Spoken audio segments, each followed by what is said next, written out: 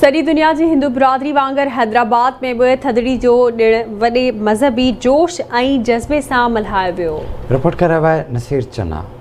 हैदराबाद में हिंदू बिरादरी तरफ़ां थधिड़ी जो मज़हबी ऐं सक़ाफ़ती तहिवार भरपूर नमूने मल्हायो वियो। इहो तहिवार ऊन्हारे जी पछाड़ी वारनि ॾींहंनि में थधि ईंदे ई मल्हायो वेंदो आहे। थधिड़ी जे तहिवार ते हिंदू बिरादरी जा माण्हू घरनि में मिठा लोला, मिठाइयूं, हलवो ऐं ॿिया मिठा ताम तयारु करे हिक ॿिए में तोहफ़े तौरु विराईंदा आहिनि। उन सिलसिले में हिंदू बिरादरी जो चवणु आहे त थधिड़ी जे ॾिण ते असांजी चुल्हि ते सिर्फ़ु मिठा ताम तयारु थींदा आहिनि, जेके असां गर्भवती पाण में ॿारनि समेत गॾिजी वेही खाइण समेत मिटनि माइटनि में पिणु विराईंदा आहियूं, जंहिंसां ख़ुशियुनि में इज़ाफ़ो थिए थो।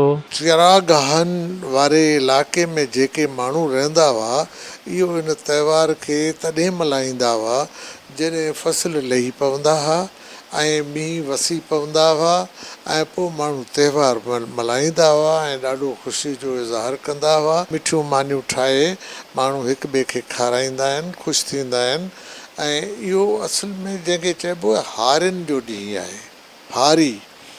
हारियुनि जो ॾियारो आहे। हर घर में हिकिड़ो त जेको बेसिक आहे उहो मिठो लोलो, उहो ज़रूरु पचंदो आहे। उहो थधिड़ी जो जेको आहे सो हिकिड़ो ख़ासि चूज़ आहे। मिठो लोलो कणिक, ताज़े कणिक जे अटे मां उन में खंडु या ॻुड़ु मिलाए करे हिकिड़ी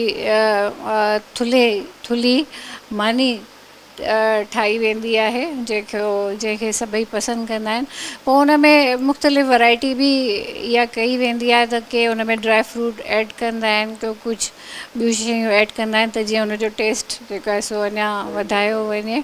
हीअ जॾहिं असां सभु जेके तव्हां ताम ॾिसो पिया, इहे राति तयारु थिया आहिनि। सभु हिंदू कम्यूनिटी जा माण्हू इहे तयारु कंदा आहिनि, उनखे भेटा पेश कंदा आहिनि त मुख़्तलिफ़ मूज़ी मर्ज़नि खां माता आहे या मुख़्तलिफ़ जेके बीमारियूं अॻु में हूंदियूं हुयूं, उन्हनि खां असां सभु परे रहूं, उन्हनि खां असां बचिया रहूं। इहो उनजो बैकग्राउंड आहे।